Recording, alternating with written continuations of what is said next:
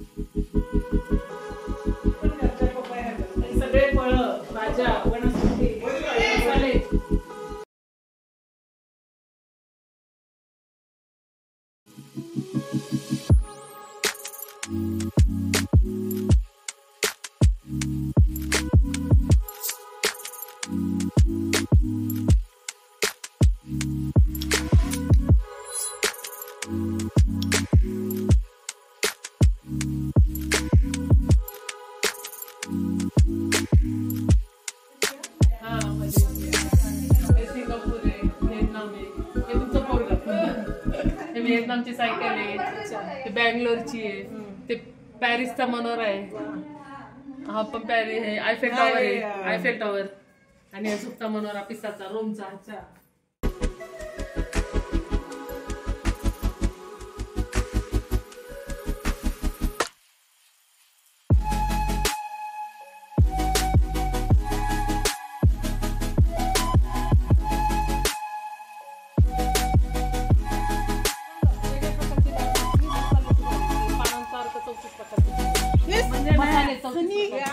या झाडामध्ये 34 प्रकारच्या वनस्पती आहेत. म्हणजे मसाल्याचा फ्लेवर आहे. हे खरं अद्भुत आहे. तिला बघायला नाही भेटलं मला पहिल्यांदा. वास घेऊन बघायला ते पानांचा वास एवढा मस्त येतो ना, खूपच छान. आम्ही पहिल्यांदा झाड बघतोय मी. नेवाशाला गेलो होतो, नेवाशाला, आणि ते नेवाशाला तुम्ही असं वेळ लावलं होतं. ते पानं असं झाड होतं, कडवट लागायचं.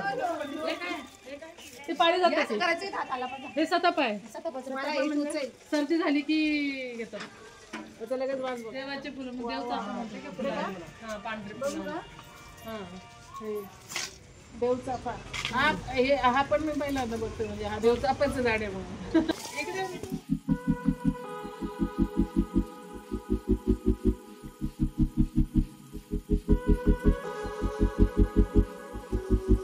कसं आहे की लगेच राहून लगेच हाताने तोडलं. कलम मध्ये लगेच ताबडतोब आपल्याला ते झाड तेवढं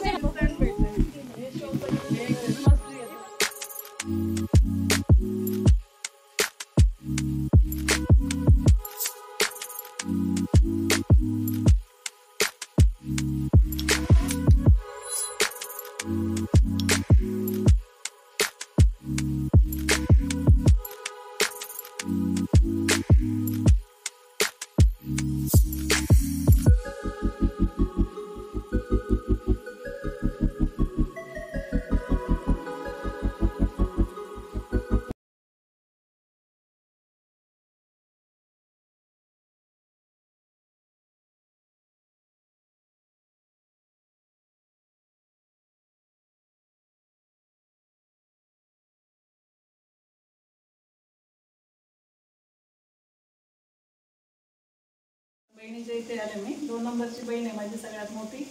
आईसारखं प्रेम दिलंय तुम्ही मला. आणि तिचे मुलं 4 मुलं, 1 मुलगी, सतीश, संतोष, सुभाष, राजू आणि शुभांगी असं. आणि ती माझी बहीण आहे, मोठी बहीण आहे नंबरची. आणि माझे हे बहीण गेल्यामुळे ते जरा हे झालेले आहेत. म्हणजे वैशाली वैशाली नाव आहे. आणि ह्या 2 नंबरचे आहेत शारदा, 3 नंबर सोनाली, 4 नंबर कविता. केशर खूप गोड आहे.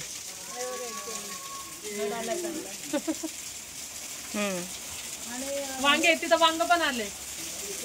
मिरच्याचं झाड, हा तिथं ह्याचा टरबूज कलिंगडाचं आणि तिथं वांग आलेलं. झाड आहे. हे खजूर खजुराचं झाड आहे. आणि वेगळ्या प्रकारची खजूर आहे. हा ते क्वालिटी. आणि ते टरबूज वांग आहे. झाड आहे ते. तिकडे ते आळू आहे. आणि पलीकडे जे दिसतंय कोबी. कोबी. आणि ते फ्लावरचं त्याच्या बाजूला जे आहे ते फ्लावर. प्रकारची पपई आहे. म्हणजे याच्यात पण प्रकार आहेत, अनेक प्रकार आहेत. हे जांबाचं म्हणजे पेरूचं झाड आहे. पेरूच्या झाडामध्ये सुद्धा खूप क्वालिटीज आहे. हे आंब्याचं आहे, हा पण वेगळा प्रकार आहे.